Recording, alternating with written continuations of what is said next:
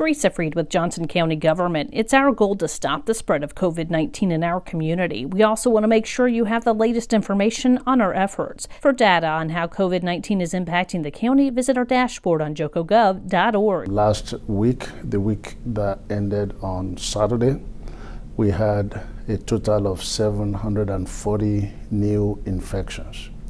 And the past 5 weeks, we've had over 3,500 new infections. There are multiple ways to look at data. We track based on positivity rate. We track based on counts, weekly counts.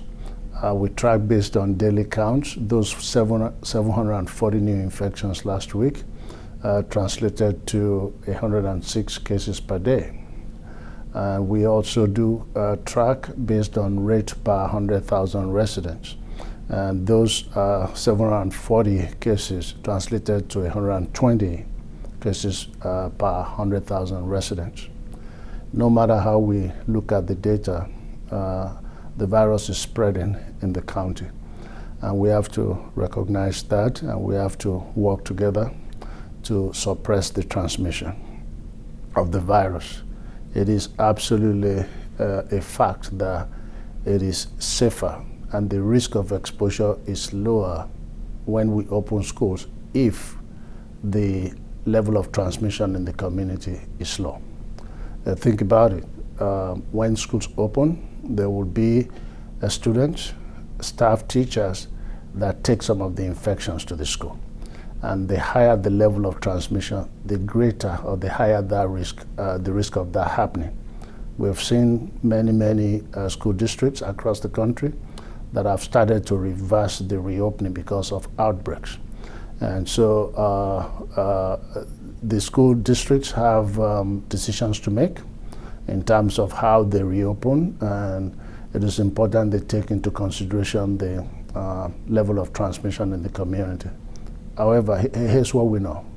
The basic things that we're asking all of us to do work, and they will help us bring those numbers down.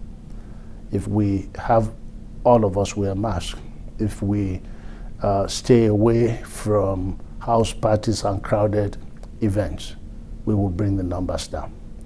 When the mask not covering their noses, that's not the proper way to wear a mask. You have to wear the mask in a way that the mask covers your nose to be fully protected.